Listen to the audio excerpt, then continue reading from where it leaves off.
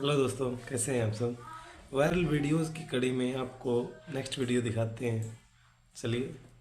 वैसे तो यह इंडस्ट्रियल एरिया है, लेकिन इसी से लगा कुछ रिहायशी इलाका भी है। रांची झारखंड की राजधानी है, इसलिए इस शहर का विकास तेजी से हो रहा है।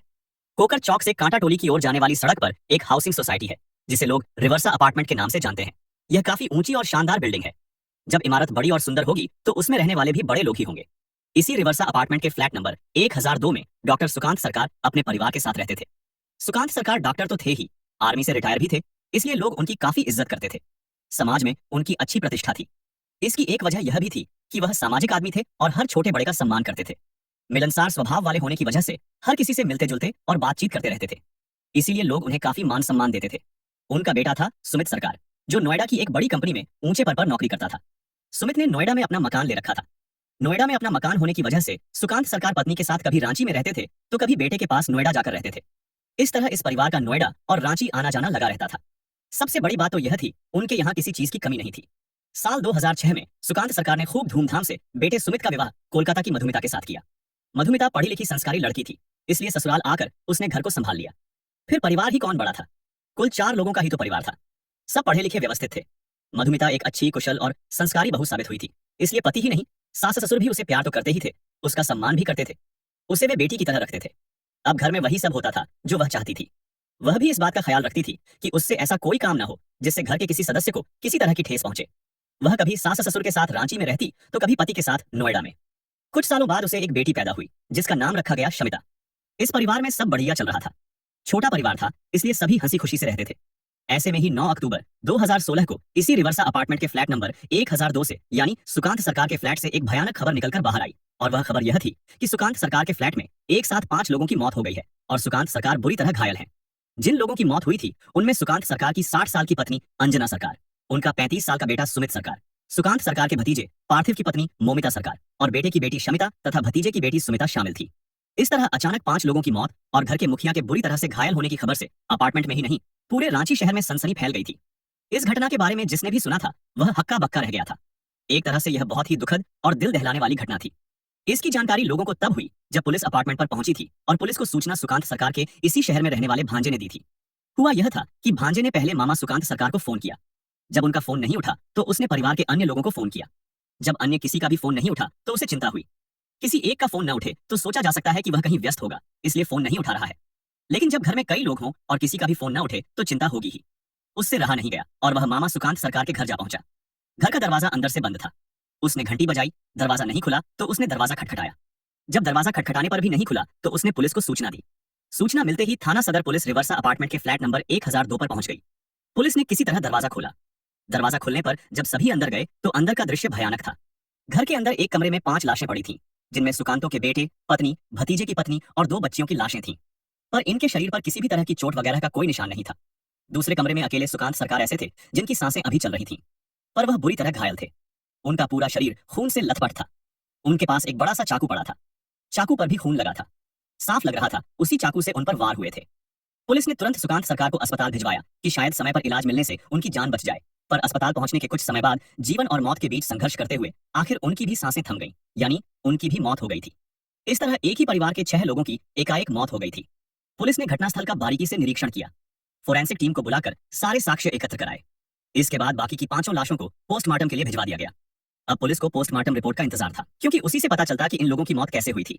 पोस्टमार्टम रिपोर्ट आने पर पता चला कि जिन 5 लोगों की पहले मौत हुई थी उन्हें ओवरडोज तो दी ही गई थी, साथ ही उन्हें जहर भी दिया गया था।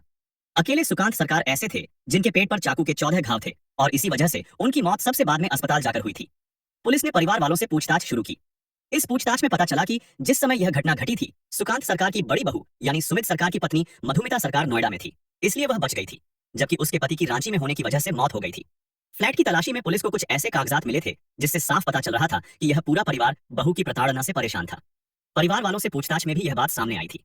आगे की जांच और पूछताछ में जो कहानी निकलकर सामने आई थी वह बहुत ही अजीबोगरीब थी।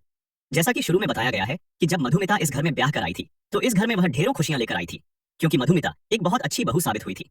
हर किसी का ख्याल रखने वाली, हर किसी की हर बात सुनने वाली। जिस तरह वह हर किसी का ख्याल रखती थी उसी तरह घर का हर सदस्य उसका भी ख्याल रखता था।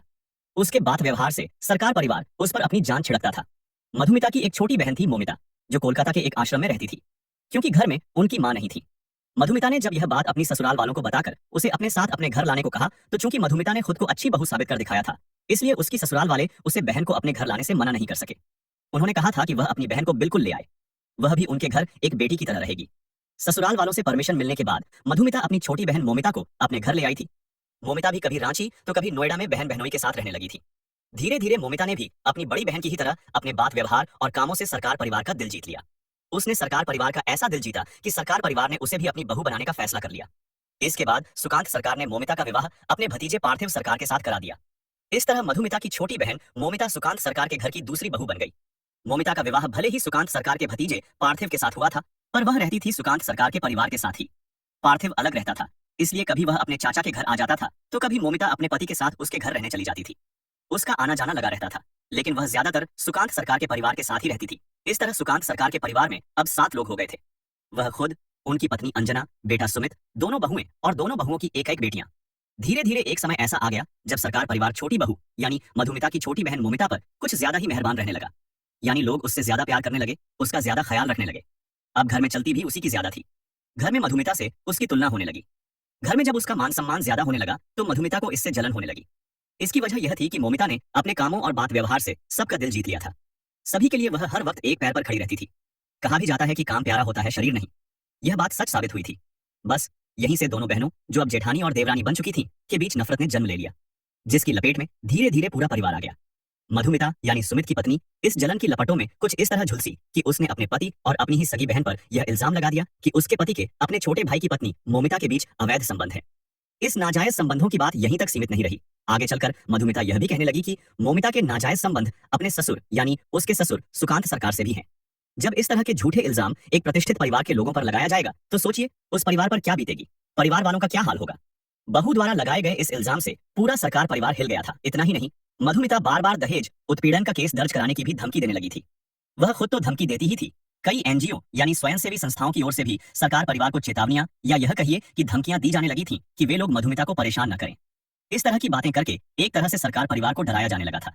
अक्सर उनके घर पुलिस भी आने लगी थी, जो कभी समझाती तो कभी कहती कि आप लोग पढ़े लिखे प्रतिष्ठित लोग हैं, फिर भी बहू को परेशान करने जैसी ओछी हरकत करते हैं। कभी कभी उन लोगों को थाने भी जाना पड़ता था, जहां उन्हें जलील किया जाता, बेइज्जती की जाती। मधुमिता ने पति, सास ससुर पर कई मुकदमे दर्ज करवा दिए थे, जिनमें दहेज उत्पीड़न और प्रताड़ित करने वाले थे। सुकांत सरकार ही नहीं, उनका पूरा परिवार इस तरह की बातों से शर्मिंदगी महसूस करता, क्योंकि वह जो सफाई देते उनकी बातों पर कोई विश्वास नहीं करता। इससे पूरा परिवार दिमागी रूप से इतना परेशान रहने लगा था, उनकी कुछ समझ में ही नहीं आ रहा था कि वे क्या करें। कभी वे सभी मधुमिता से पूछते भी कि वह ऐसा क्यों कर रही है, तो वह कोई जवाब भी नहीं देती थी। इस तरह कभी घर की अच्छी कही जाने वाली बहू ने ही पूरे परिवार की जिंदगी में उथल पुथल मचा दी थी। एक तरह से सभी का जीना हराम कर दिया था। और इसी सब का परिणाम आया था 9 अक्टूबर 2016 को, जब घर के 6 लोगों ने एक साथ मौत को गले लगा लिया था। एक दिन पहले सुकांतो सरकार ने संकेत भी दिया था कि अगर घर के हालात ऐसे ही रहे तो वह कुछ ऐसा कर गुजरेंगे कि कोई सोच भी नहीं सकता। लेकिन किसी को न तो पता था और न ही विश्वास था कि इस घर से एक साथ 6 लाशें उठेंगी, यानी और 6 लोगों की जान चली जाएगी। लेकिन 9 अक्टूबर को कुछ ऐसा ही हुआ। इस तरह 6 लोगों का मौत को गले लगाना दिल दहलाने वाली घटना थी। पुलिस जांच में घर में जो कागजात मिले थे, उनसे मौतों की वजह का पता चल गया था। इन मौतों का सारा इल्जाम घर की बड़ी बहू मधुमिता पर लगाया गया था। उसी की ओर इशारा किया गया था कि यह जो कुछ भी हुआ है उसी की वजह से हुआ है। जांच में पता चला था कि सभी की रजामंदी के बाद सुकांत सरकार ने ही सभी को ओवरडोज का इंजेक्शन लगाया था। बच्चियां किसके सहारे रहेंगी, इसलिए उन्हें भी एनेस्थेसिया का इंजेक्शन लगा दिया गया था। इंजेक्शन लगाने के बाद का भी इंजेक्शन लगाया गया था, जिससे कोई न बचे। इसके बाद सुकांत सरकार ने खुद पर चाकू से 14 वार किए थे। इस मामले की जांच में लगी पुलिस ने कागजों में जो लिखा था, रिश्तेदारों तथा परिचितों से इस बारे में पूछताछ की तो पता चला कि इन मौतों के लिए मधुमिता ही जिम्मेदार है। पुलिस के हाथ जो सबूत लगे थे, उससे साफ हो गया था कि मधुमिता की ही वजह से पूरे परिवार की मौत हुई थी। उसी की प्रताड़ना से तंग आकर परिवार ने मौत को गले लगाने का निर्णय लिया था। इसके बाद पुलिस ने मधुमिता पर ये मजबूर करने का मुकदमा दर्ज किया और उसे गिरफ्तार करने नोएडा जा पहुंची, क्योंकि पुलिस के पास नोएडा का ही पता था, पर वह वहां से फरार हो चुकी थी। पुलिस मामले की जांच करते हुए सबूत भी जुटाती रही, साथ ही मधुमिता को गिरफ्तार करने की कोशिश भी करती रही। कभी इस मामले की फाइल धूल खाती रहती तो कभी कोई अधिकारी मधुमिता को गिरफ्तार करने की कोशिश में नोएडा में छापा मार देता, क्योंकि पुलिस के पास उसका केवल वहीं का पता था। लेकिन इधर पुलिस को पता चला कि मधुमिता कोलकाता में रह रही है। पुलिस ने जब उसकी तलाश कोलकाता में शुरू की तो उसका सही पता ही नहीं मिल रहा था। कभी पता मिल भी जाता तो पुलिस के पहुंचने से पहले वह ठिकाना बदल चुकी होती। लेकिन जून 2023 में पुलिस को उसका कोलकाता का सही पता मिल गया तो रांची पुलिस ने उसे गिरफ्तार कर लिया। पहले उसे कोलकाता की अदालत में पेश किया गया, जहां से ट्रांजिट रिमांड पर उसे रांची लाया गया है। रांची में उसे सिविल कोर्ट में पेश किया गया, जहां से उसे जेल भेज दिया गया है। पुलिस अब एक एनजीओ की संचालिका गीताली चंद्रा के बारे में जांच कर रही है कि इस मामले में उनकी तो कोई भूमिका नहीं थी। दोस्तों, यह थी हमारी आज की कहानी। अगर आपको यह वीडियो पसंद आया हो तो इसे लाइक करें, अपने दोस्तों और परिवार के साथ शेयर करें और हमारे चैनल को सब्सक्राइब करना न भूलें। अपनी राय और सुझाव कमेंट सेक्शन में जरूर लिखें। फिर मिलेंगे एक नई कहानी के साथ। तब तक के लिए खुश रहिए, सुरक्षित रहिए। धन्यवाद।